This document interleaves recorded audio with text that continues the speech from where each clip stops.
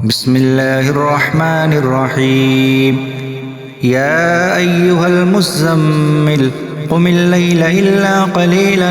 نصفه أو انقص منه قليلا أو زد عليه ورتل القرآن ترتيلا إنا سنلقي عليك قولا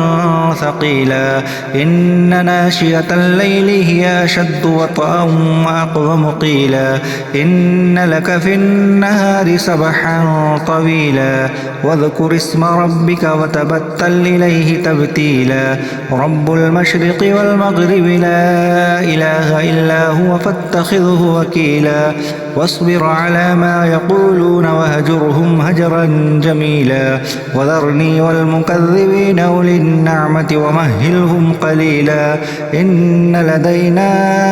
أنكالا وجحيما وطعاما ذا غصة وعذابا أليما يوم ترجف الأرض والجبال وكانت الجبال كثيبا مهيلا إنا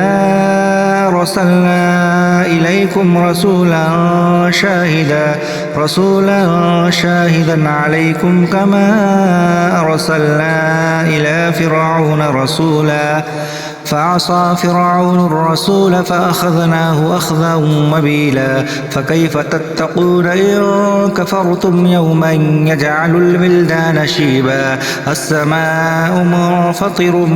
به كان وعده مفعولا إن هذه تذكرة فمن شاء اتخذ إلى ربه سبيلا إن ربك يعلم أنك تقوم أدنى من ثلثي الليل ونصفه وثلثه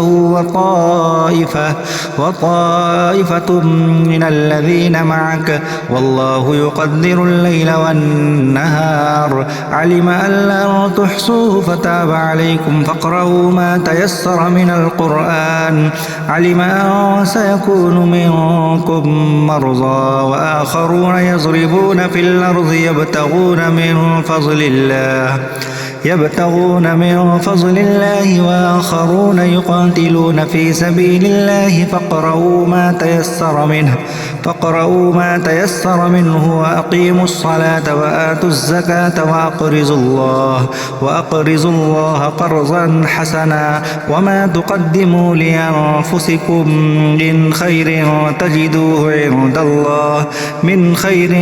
تجدوه عند الله وخيرا وأعظم أجرا واستغفروا الله إن الله غفور رحيم صدق الله العظيم.